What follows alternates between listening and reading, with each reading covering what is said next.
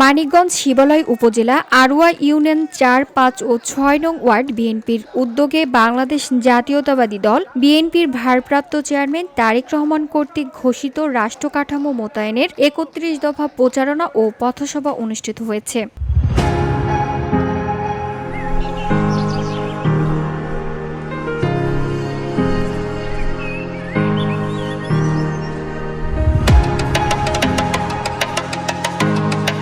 SA. জিল্লা কবির তার বক্তব্যে বলেন, বিএনপির ভারপ্রাপ্ত চেয়ারম্যান তারেক রহমান কর্তৃক ঘোষিত রাষ্ট্র কাঠামো মোতায়েনের ৩১ দফা রাষ্ট্র পরিচালনার জন্য একটি গুরুত্বপূর্ণ দলিল। আগামী জাতীয় সংসদ নির্বাচনে বিএনপির জনগণের ভোটে নিশ্চিত ক্ষমতায় আসবে। একটি রাষ্ট্র কিভাবে পরিচালিত হবে তা এই ৩১ দফায় লিপিবদ্ধ রয়েছে। আগামীতে রাষ্ট্র সঠিকভাবে পরিচালনার জন্য তারেক রহমান কর্তৃক ঘোষিত রাষ্ট্র কাঠামো মোতায়েনের ৩১ দফার কোনো বিকল্প নেই। আমার মুরব্বীরা এই ৩১ দফার মহান বিপ্লবী তারেক রহমান উনি ভেবেছেন এই বাংলাদেশের এখনো ৮০ থেকে ৮৫% মানুষ কৃষিকাজের সাথে সম্পৃক্ত, তাই নয় কি?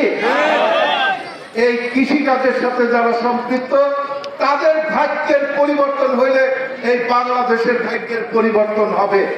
এটা ভেবে আমাদের নেতা জনাব তারেক রহমান এই ৩১ দফার একটি দফায় উনি বলেছেন, যদি আগামী নির্বাচনে বিএনপি ক্ষমতায় আসে, আপনারা যদি ধানের শীষে ভোট দিয়ে বিএনপিকে ক্ষমতায় আনেন এবং বিএনপি যদি তারেক রহমান এদেশের পরিচালনার সুযোগ পায়, তাহলে উনি বলেছেন এই ৩১ দফার একটি দফায় বলেছেন এই বাংলাদেশের কৃষক ভাইদের পরিবারকে, অর্থাৎ যারা কৃষিকাজ করে তাদের পরিবারকে, অর্থাৎ আমাদের মা বোনদের নামে একটি করে ডিজিটাল কার্ড দেওয়া হবে।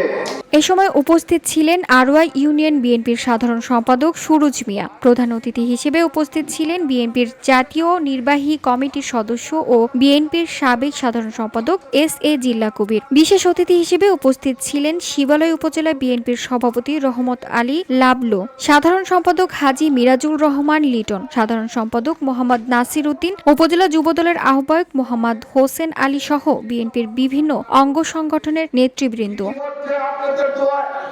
এস.এ. জিল্লা কবির বক্তব্য শেষে বিএনপির প্রেসিডেন্ট জিয়াউর রহমান, চেয়ারপারসন বেগম খালেদা জিয়া ও ভারপ্রাপ্ত চেয়ারম্যান তারেক রহমানের জন্য দোয়া চেয়েছেন। পরে উপস্থিত জনসাধারণের হাতে রাষ্ট্র কাঠামো মোতায়েনের ৩১ দফার লিফলেট বিতরণ করেন।